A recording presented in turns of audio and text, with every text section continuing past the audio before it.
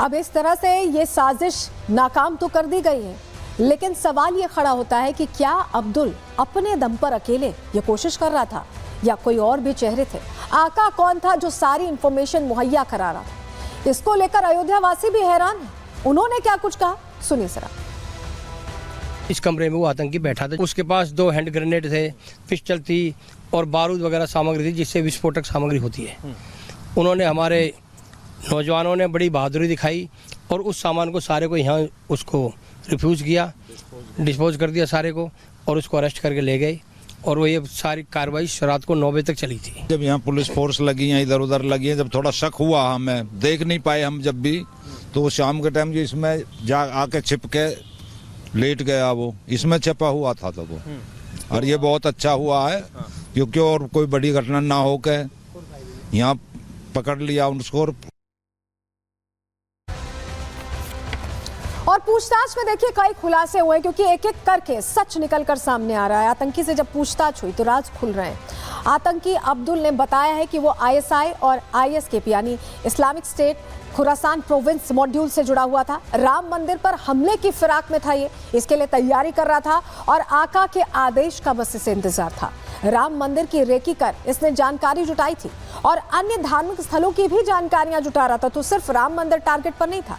आतंकी अब्दुल से एक पेन ड्राइव भी मिली है और पेन ड्राइव में हमले का ब्लूप्रिंट मिला, जो तैयारी इसने की थी उसकी जानकारी मिल गई है। अब्दुल के फोन में राम मंदिर की फोटोज हैं, एक तरह से रेकी के दौरान उसने वो फोटोज खींची होंगी, और कई और धार्मिक स्थल हैं जिनकी फोटोज मिली है। यानी एक बड़े स्तर पर नुकसान पहुंचाने की तैयारी थी। और अब अब्दुल से लगातार पूछताछ हो रही है पुलिस लाइन में, और घंटों की पूछताछ में कोशिश ये की जा रही है कि एक एक सच्चाई सामने निकाली जाए। हमारे सहयोगी की रिपोर्ट आपको दिखा रहे हैं। वैसे अब्दुल से जो है लगातार पुलिस की टीम जो है वो पूछताछ कर रही है। अभी की पूछताछ में ये खुलासा हुआ है कि अब्दुल के पास से एक पेन ड्राइव मिली है जिसमें हमले की योजना दर्ज थी। इस पेन ड्राइव में राम मंदिर और अन्य धार्मिक स्थलों से जुड़ी अहम जानकारियां भी मिली हैं। सूत्रों के मुताबिक अब्दुल रहमान राम मंदिर के एडमिनिस्ट्रेशन ब्लॉक पर हमले करने की साजिश रच रहा था। वह सिर्फ अपने हैंडलर्स के आदेश का इंतजार कर रहा था ताकि हमले को अंजाम दिया जा सके। और ऐसा माना जा रहा है कि अभी भी जो पुलिस की जो टीम है यानी कि हरियाणा एसटीएफ जो है यूपी के कई जगहों पे रेड कर रही है, क्योंकि ऐसी इनपुट मिले हैं कि जो इसके संपर्क में जो लोग थे जो जहां पे छिपे हुए हैं उन जगहों पे रेड की जा रही है। फिलहाल पुलिस लाइन पलवल में जो पुलिस की टीम है वो यहाँ पर मौजूद है। इसके अलावा ये पूरी साजिश आईएसकेपी एक मॉड्यूल का हिस्सा है जो अब्दुल तक ही सीमित नहीं। जांच से ये पता चला है कि इस मॉड्यूल के अन्य सपोर्टर्स और स्लीपर सेल जो है अलग अलग शहरों में एक्टिव हो चुके हैं, जो कि हमले की साजिश को अंजाम देने के लिए तैयार हैं। अब्दुल के मोबाइल फ़ोन से कई व्हाट्सएप ग्रुप का पता चला है जिसमें विदेशी आईपी एड्रेस से जुड़े नंबर भी पाए गए हैं। तो इससे कहा जाए कि पुलिस को कई अहम जो सबूत हैं वो मिल रहे हैं, जिससे ये बात जाहिर हो रही है कि आतंकी अब्दुल जो है एक बड़ी आतंकी साजिश को अंजाम देने की तैयारी कर रहा था। तो बड़ी तैयारी कर रहा था आतंकी अब्दुल, लेकिन अब्दुल है कौन, कहां का रहने वाला है, उसके बारे में थोड़ी जानकारियां आपको दे देते हैं, क्योंकि यह हैरान करता है कि भारत में रहकर ही भारत के खिलाफ साजिश रच रहा था अब्दुल रहमान। अयोध्या के मिल्कीपुर का ही निवासी है और वहीं से ये रेकी कर रहा था। राम मंदिर के पास जाकर अब्दुल ने 10वीं तक की पढ़ाई की है और चिकन और मीट की दुकान चलाता था। अब्दुल ई रिक्शा भी चलाता था और घर पर मरकज जाने की बात इसने कही थी, यानी घर पर भी झूठ बोलकर निकला था। अब्दुल का परिवार बहुत साधारण है और उसे बिल्कुल परिवार को यह अंदाजा नहीं था कि अब्दुल इस रास्ते पर जाने वाला है। हमने परिवार वालों से भी बात की, उनको हैरानी हो रही है, विश्वास नहीं हो रहा है। सुनिए जरा। तो भाई हम यही कहना चाहते हैं, अगर मेरा लड़का दोषी है तो भाई उसको सज़ा मिलनी चाहिए, लेकिन उसकी इंक्वायरी होनी चाहिए। भाई निर्दोष भी है, हो सकता है कि भाई उसको पूरा यानी इंक्वायरी होकर उसको फिर जैसा हो मामला उसको करना चाहिए। हम यही सरकार को करना चाहते हैं कि हमारे लड़के को बाइज्जत बरी करिए।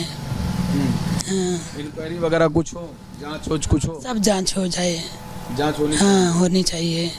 आप क्या कुछ शंका है कि ऐसा कुछ हो सकता है? नहीं, कोई शंका नहीं है। क्या करने, जैसे दिल्ली क्या करने गया? मैं दोस्त के पास।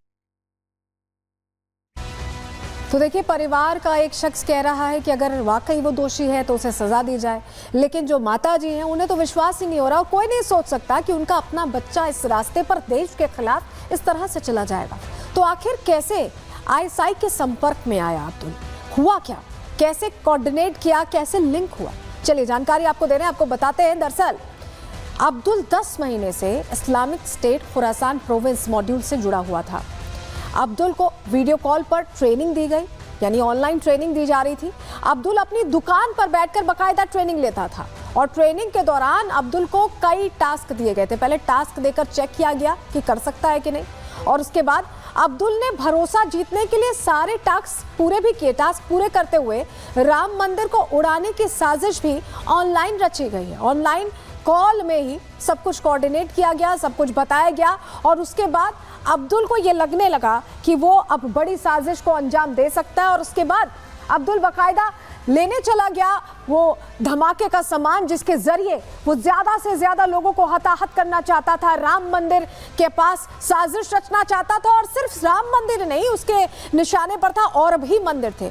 लेकिन ये आईएसकेपी क्या है, इस्लामिक स्टेट खुरासान प्रोविंस है क्या, बताते हैं आपको। आईएसआई ने एजेंसियों से बचने के लिए इसको बनाया है। ये मॉड्यूल सिर्फ अब्दुल तक नहीं सीमित है, मॉड्यूल के स्लीपर सेल में कई शहरों में फैले हैं। समझ लीजिए कई शहरों में इसी तरह के अब्दुल हैं जो इसके लिंक में हैं। अब्दुल के फोन में भी ऐसे कई व्हाट्सएप ग्रुप मिले हैं जिससे ये संपर्क साधते थे। इन ग्रुप्स में पाकिस्तान के कई नंबर भी शामिल हैं। सुरक्षा एजेंसियां अब इन नंबर्स की जांच कर रही हैं, पता करने की कोशिश कर रही हैं। व्हाट्सएप ग्रुप में कोड में ये चैट करते थे, यानी व्हाट्सएप में भी क्लियर बातचीत नहीं करते थे, कोडिंग के जरिए बातचीत होती थी। कुछ उन्होंने कीवर्ड्स तय किए हुए थे, उससे बात होती थी।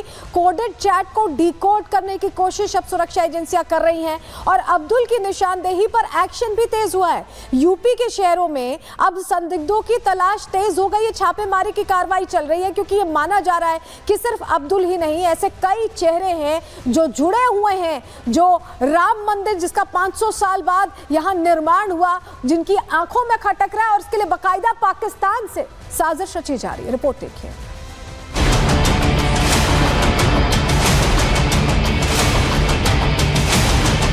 देश में सनातन का झंडा जब से बुलंद हुआ है, अयोध्या में भव्य राम मंदिर बना है, तब से आतंकी और पाकिस्तान में बैठे उनके आकाओं की नींद उड़ गई है। आतंकी इस कदर बौखला गए हैं कि वो किसी भी हाल में अयोध्या और राम मंदिर में दहशत फैलाने की साजिश रच रहे हैं।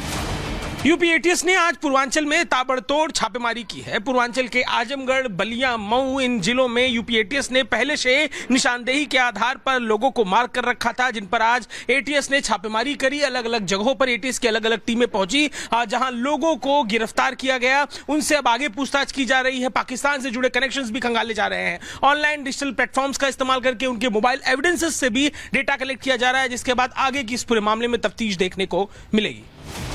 अयोध्या में उमड़ रही श्रद्धालुओं की भीड़ पाकिस्तान की खुफिया एजेंसी आईएसआई को भी खटक रही है। यही वजह है कि आईएसआई ने राम मंदिर को दहलाने की साजिश रची, लेकिन सुरक्षा एजेंसियों ने न सिर्फ समय रहते आईएसआई की साजिश का भंडाफोड़ किया, बल्कि इस साजिश को अंजाम देने वाले आतंकी पर भी शिकंजा कस दिया है।